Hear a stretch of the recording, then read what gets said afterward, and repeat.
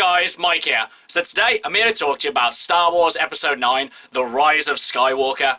In this review, I'll be going over a brief summary of the plot, my quick thoughts about the film, and whether or not you guys should go and see it. So, because this is another one of those movies where there's just so much that I want to talk about, it is going to enter spoiler territory. So, this is a spoiler review of Star Wars Episode 9. However, if you don't want to know anything about the film, and you want to go in completely blind, then let's just come back to this video once you've seen the film. So with that, let's get started, shall we? The Force will be with you. Always.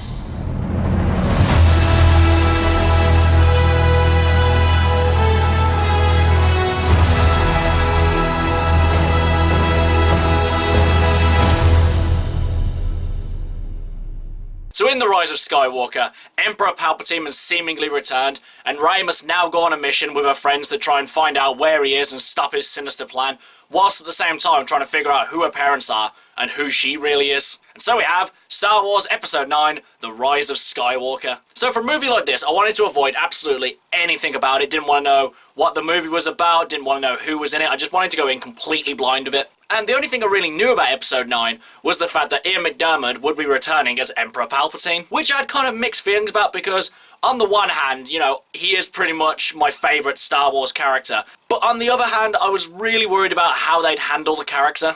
But more on that later. So before watching this movie, I did watch Episodes 7 and 8 as part of a triple bill at the cinema, which is definitely something I would recommend. It's definitely worth watching the other two just before seeing this new one. Because despite all its faults, I did really like Episode 7. I know it's pretty much exactly the same as A New Hope, but I love the movie nonetheless. And honestly, watching The Last Jedi again with Episode 7 and 9, it does redeem some of the things a little bit, but a lot of the things I remembered really not liking about The Last Jedi, I still really don't like. Though at the same time, a lot of the things that I didn't like were actually redeemed within this movie. But one of the things that really annoyed me about Episode 8 was the fact that you had this massive build-up towards who Snoke was, and then all of a sudden, he just dies and it turns out he's absolutely no one, and this really annoyed me. However, seeing in this movie that Snoke technically wasn't actually a real person was, I think, a stroke of genius. Because while it could have been handled a bit better, it just shows that there was a necessity for him being no one, because he was just a projection of Darth Sidious. You know, he was just a random husk of a shell of a clone that Darth Sidious was controlling. So like I said, though it could have been handled a little bit better, I do give a pass on the whole Snoke thing being no one, really. So before I get into the actual plot points and structure, I'm just going to talk a little bit about the performances. Now, I do like most of the characters from this sequel franchise, though there are a handful who I really don't like. I thought at the time, then newcomers Daisy Ridley and John Boyega both played their roles brilliantly, and they fit really well into the Star Wars universe. And throughout this trilogy, they've proven that time and time again. And I'm just glad that these two have had successful careers outside of Star Wars now, and hopefully they can keep that up because these two, you know, deserve their success because they are good actors. And I've always liked Adam Driver's Kylo Ren, because upon first glance he just seems like a nerdy, wimpy Darth Vader wannabe. But that's exactly the reason why his character is so good. He spends his whole dark side Sith life wanting to be like his grandfather. That's why he dons a mask, that's why he hides his voice, and that's why he just puts on this menacing front. But behind all that, he's just still scared, he's still conflicted, and that's why I just really like the character, because there's just so much going on behind the mask, really. And as well, I'm glad they gave Chewie more to do in this movie, because all he really did in Episode 8 was sit down and eat porgs, and at the end fly the Millennium Falcon, and that's really all he did. But I just felt that Chewie had more of a vital role within this movie. And the scene where Chewie finds out that Leia's died was just top-notch. Just finding out that one of his last oldest friends is now passed on. That was really a heartbreaking scene. But going a little bit back further in the story, when we had the Chewie fake-out, because there's the scene where Chewie goes off by himself, and he ends up getting captured by the First Order, and the ship takes off, so Rey tries to pull it down with the Force, whilst at the same time that Kylo is trying to pull the ship down as well. And then just as the tension reaches its highest point, Rey shoots a dark side bolt at the ship, blowing it up, and showing off that Rey has actual dark side power within her. And not only does the audience have to deal with that, but they also have to deal with the death of Chewbacca. Though when I was watching this scene, my golden rule did apply: unless you see a body, they're not dead. And then as luck would have it, because we didn't see a corpse, later on, we find out that Chewbacca was alive and was on a different ship. And you know, I had no major problem with this scene because I do like Chewbacca, but he's not exactly one of my favourite characters that I would be, you know, begging for him to come back, or that I'd be really upset, you know, if he died, or, you know, he's kind of in that kind of neutral zone for Star Wars characters for me. But the only problem I had with the scene was that later on, after you found out that Chewie's still alive, the characters who think that he is dead, they say their, you know, for Chewie's speech, you know, let's do this for him. And this scene would have been fine had they put it just before you found out that Chewie was alive. So, you know, like, you feel the emotional impact of them saying, yeah, let's do this for Chewie, and at the same time, the audience can feel that as well. But because of the fact that they put this after you found out that Chewie's alive, it just kind of took a lot of the oomph out of the scene. And though actually, another character I was quite surprised at in this movie was C-3PO, because I absolutely detest C-3PO. I think he is the worst character in the Star Wars franchise as a whole, even worse than Jar Jar Binks, because he's just so whiny, he's just so annoying and irritating, and just he rarely helps out in any situation. And in any real time that he does help out, it's only pretty much relaying to everyone else what R2 has said. However, having said that, I found that C-3PO in this movie was, you know, quite entertaining. He had a lot of good comedic lines, he actually helped push the story forward, and there was this one scene where, you know, he kind of looks back just as his memory is about to be wiped so they can get some Sith information from him, looks back at his friends and says, you know, I'm just taking all this in.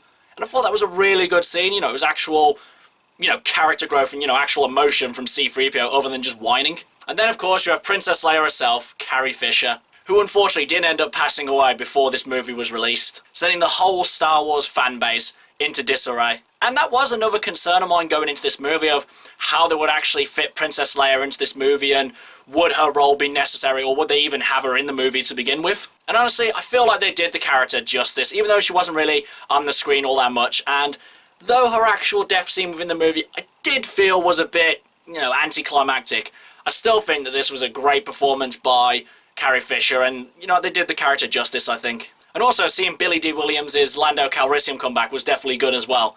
Though, I wish that it hadn't been spoiled for me, because just a couple of weeks before seeing this movie, I'd had a proper look at the poster, and I did see him there, and I think it would have been just a little bit better had I not known that he was going to be in the movie. However, I think they use Lando just enough to warrant his necessity within this movie, because he helps out at the start, he gives the inspirational speech to Poe, and he actually gets to help in the final battle, so, you know, I was really happy with his inclusion in the movie. Now, I'm going to talk about another character later on in this review, but now I'm going to talk a bit more about the actual plot and structure of this movie. So obviously, like I said, the only thing I really knew about this movie was that Emperor Palpatine was going to be coming back. And honestly, I did find that within this movie, it just really comes out of nowhere.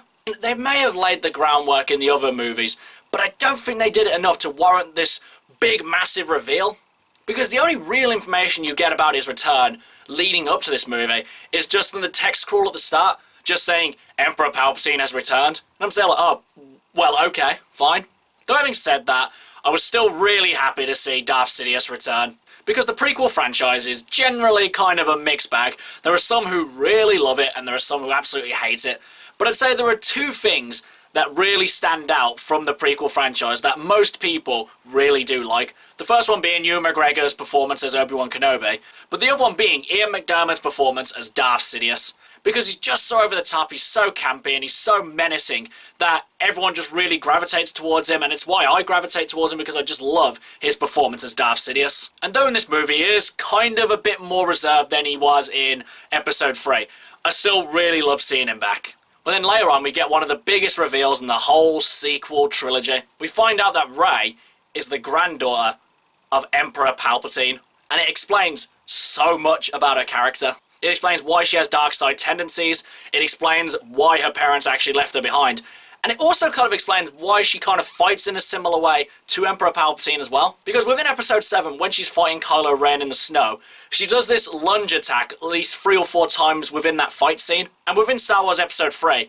that was one of Emperor Palpatine's most notable attack forms. It was just little things like that which really kind of laid the groundwork for this reveal later on. And I was hoping this would further lay the groundwork for having the first Grey Knight within a mainline Star Wars movie. Because I was hoping that we would get this character who would master both the light and the dark side, and would become this ultimate hybrid of Sith and Jedi. But unfortunately, we don't get that at all. We don't get her tapping into the dark side whilst balancing it with the light. She pretty much just resents the dark side and goes fully towards the light side, thus making it really similar to, you know, the original trilogy. Though I must say, the lead up to the climax of this movie was excellent. The tension, the score, the cinematography, the lighting, everything about this build up towards the final scene was excellent, and it really made you keep guessing as to what was going to happen next.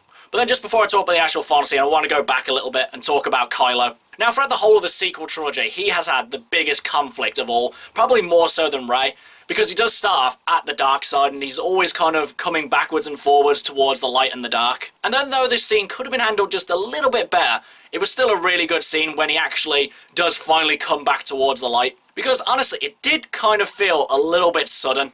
How he went from wanting to take over the whole galaxy and just destroy the Resistance and the First Order to pretty much being like, oh yeah, I am now going to fight for the light. But honestly, the thing I think actually saves the whole scene is seeing Harrison Ford return as Han Solo one last time. Because sometimes all what you need is just a good chat from your dad to bring you back. And I thought this scene was just brilliant. It was really well performed by both actors, and it just really solidified this character arc for Kylo. So now with Kylo restored to the light side of the Force, he decides to go to the Sith planet and help Rey out to defeat Emperor Palpatine. And this leads to the Knights of Ren actually being used within this trilogy. Because J.J. Abrams laid the groundwork for the Knights of Ren in Episode 7, we were all hoping that we'd get to see them a bit more in Episode 8. But unfortunately, we didn't get any of that. We didn't even see them at all in Episode 8, and now they're back in Episode 9. And though their inclusion again was actually really cool, it just didn't really give any weight to the scene where Kylo actually fights against them. It just pretty much felt exactly the same as Kylo fighting any other faceless character in the franchise. And whilst this is all going on, we have an epic space battle between what's left of the Resistance and the Final Order. And you know what, this whole action set piece was fine, you know, it wasn't really anything that we hadn't seen in the franchise before. It was loud, it was spectacular, you know, it was just perfectly fine. And the whole Deus Ex Machina thing of everyone else coming to join the Resistance at the last minute. Scenes where all hope seems lost, and then at the last second a beacon of hope shines and then the day is saved. It was a nice visual and it was a decent action scene as well. But then, we come to the final confrontation of the movie. Kylo, Rey, against Emperor Palpatine. And honestly, I think this is where the movie really missed the mark. Because while I did like that Emperor Palpatine absorbed their Force essences to restore himself, that was perfectly fine. But then, it was pretty much everything beyond that was really anticlimactic. Because I thought we were going to get this ultimate lightsaber battle to end all lightsaber battles between the Last Jedi and the last Sith Lord. However, as the scene turns out, Emperor Palpatine shoots all his Force lightning at Rey, and she manages to deflect it, and it's only when she brings out the second lightsaber that she has, is she able to push it back at Emperor Palpatine and win the day. And while the visuals for this was cool, and it was a nice, inspiring scene, I just really felt they missed the mark with not having a lightsaber battle here. And honestly, they could have done both. When either character realizes that they weren't going to win this competition with lightsabers, it all comes down to their knowledge of the Force, and then if the scene had ended like that, it would have been perfectly fine. But ultimately, it just felt really anticlimactic.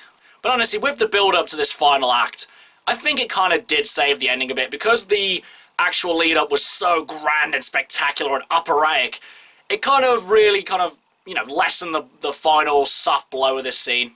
And then obviously, as you know it would end, peace is restored, the Jedi win, and the day is saved and everyone lives happily ever after. Which I knew it was going to happen, but I was just kind of hoping it would end a slightly different way. But you know, there are quite a lot of other good things in this movie though. The action's top notch, you can see everything that's going on, the CGI is on point, the cinematography, like I mentioned, was excellent for the most part. And it was definitely a really fun movie, and though I did have a few critiques of this movie, I wasn't bored. You know, I had a really good time with this movie. And I've been kind of lukewarm on this franchise pretty much from the get-go. Though, like I said, I really loved Episode 7. I really didn't like Episode 8, and this one kind of sits in the middle for me. It's not as good as Episode 7, but it's nowhere near as bad as Episode 8. Overall, guys, this movie is definitely a mixed bag. While I love all of the performances, I love the visual effects, the CGI, you know, everything like that, there are definitely a couple of structural things which really do hold this movie back from being as great as it possibly could be. Honestly, in the years to come, I really think that my opinion of this movie is going to change. Probably in the later years, I'm really going to think back on this and think how much of a great movie it was. Or the opposite, I'm just going to look back and think, God, this movie really did actually suck. But as it stands right now, I quite enjoyed myself with this movie, though I do think there was a couple of wasted opportunities. But now, as for whether or not you guys should go and see it, honestly, despite all the critiques I've given it, I do still think that you should absolutely go see this movie, because if you've watched the other two movies, why not watch this one? You know, why not finish the franchise off? And I would definitely recommend that you should go see this movie in the cinemas and also see it in IMAX, because this movie is a spectacle and it needs to be experienced on the big screen at the best possible quality. And though I did end up seeing this one in IMAX 3D, though I wasn't really too bothered about seeing IMAX 3D, I would say this movie does kind of warrant seeing it in 3D, though if you can see it in IMAX 2D, then I'd say just do that instead. Okay guys, that's my review of Star Wars Episode 9, The Rise of Skywalker. If you've seen it, what did you think about it? And what's your favourite Star Wars movie? Whatever it is, drop it in the comments below, and until next time, I've been Michael. See ya!